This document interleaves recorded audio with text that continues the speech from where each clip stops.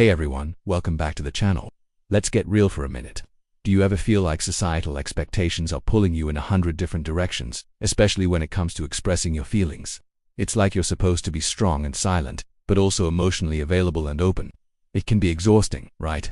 This video is all about unpacking the silent struggles and breakthroughs of modern men who are redefining what emotional awareness means. You might just recognize yourself, or someone you care about, in these powerful stories. For generations, there's been this unwritten rulebook for men. You know the one: be a man, don't cry, suck it up. These phrases, while maybe well-intentioned, have built invisible walls around men's emotional lives. This man box, as some researchers call it, limits the range of emotions men are allowed to express. Sadness gets swapped for anger, anxiety gets buried under a stoic facade, and the pressure to be the unshakable provider, the rock for everyone else, can feel incredibly isolating. Think about it: from the playground to the boardroom, we're often conditioned to compete, to show no weakness, and to solve problems on our own. But what happens when the problem is internal?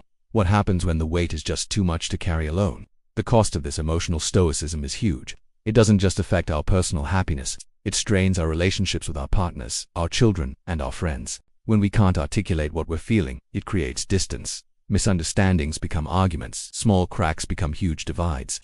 It can feel like you're speaking a different language from the people you love the most. And let's be honest, it's also detrimental to our mental health. Bottling everything up is a recipe for burnout, anxiety, and depression.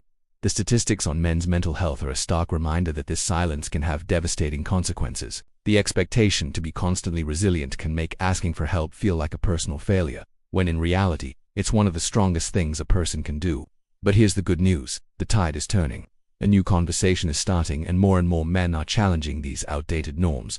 They're realizing that true strength isn't about suppressing emotions, it's about understanding them.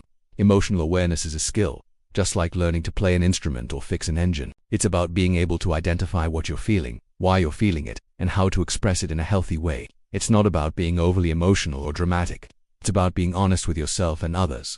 It's the difference between saying, "I'm fine," when you're actually overwhelmed, and saying, "I'm having a tough day and I could use some support." That one small shift can change everything. I've had conversations with so many guys who are on this journey. Take my friend, Alex. For years, he was the classic strong, silent type. He thought showing any vulnerability, especially at his high-pressure job, would make him seem weak. After his first child was born, the stress and anxiety became overwhelming. He felt completely disconnected from his wife and his new baby. It took hitting a low point for him to finally open up to his partner. He told me that conversation was the hardest and most rewarding one of his life. It was like a dam breaking. By sharing his fears, he not only found support, but also deepened his connection with his wife in a way he never thought possible. His story isn't unique. It's a journey of unlearning old habits and learning a new language of emotional honesty. Another story that sticks with me is from a guy named Ben, who's part of a men's group.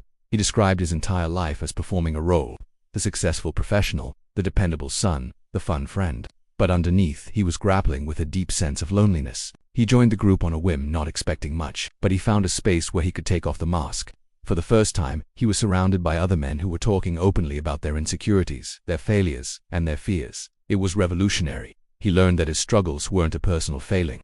They were a shared human experience. These groups are becoming more common, creating brotherhoods based on authentic connection rather than bravado. They provide a space to practice vulnerability in a supportive environment.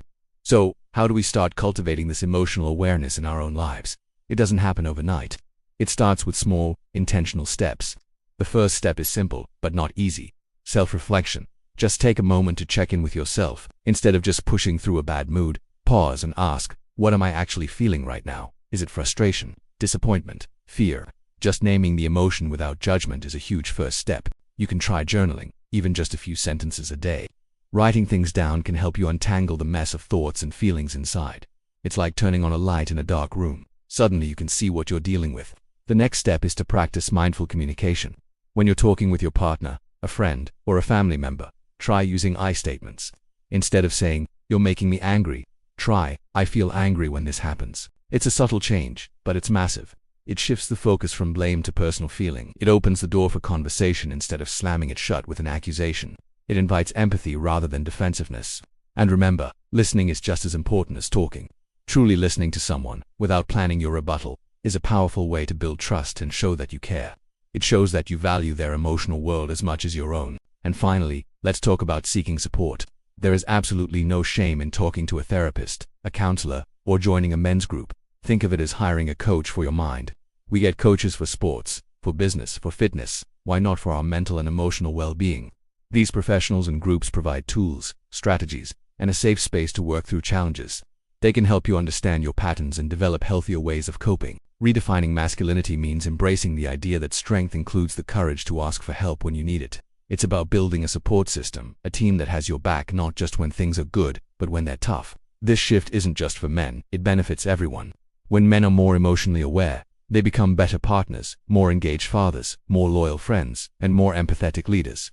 It breaks the cycle of toxic masculinity and creates a healthier, more compassionate society for future generations. Imagine a world where our sons are taught that it's okay to cry, that their feelings are valid, and that their strength lies in their character and kindness, not in their stoicism. That's the world we're building when we choose to embrace emotional awareness. It's about expanding the definition of what it means to be a man, making it more inclusive, authentic, and human. The journey toward emotional awareness is a marathon, not a sprint. There will be good days and bad days. There will be moments of clarity and moments of confusion. But every step you take is a victory. Every time you choose honesty over silence, you're not just changing your own life. You're changing the culture around you. You're giving other men permission to do the same. Thank you so much for watching and for being a part of this important conversation. What are your thoughts on this? Have you had your own experiences with these societal pressures? Share your story in the comments below. Let's learn from each other. If this video resonated with you, please give it a thumbs up and consider subscribing to the channel for more content like this. Don't forget to hit that notification bell so you don't miss our next video. Until next time, take care of yourselves and each other.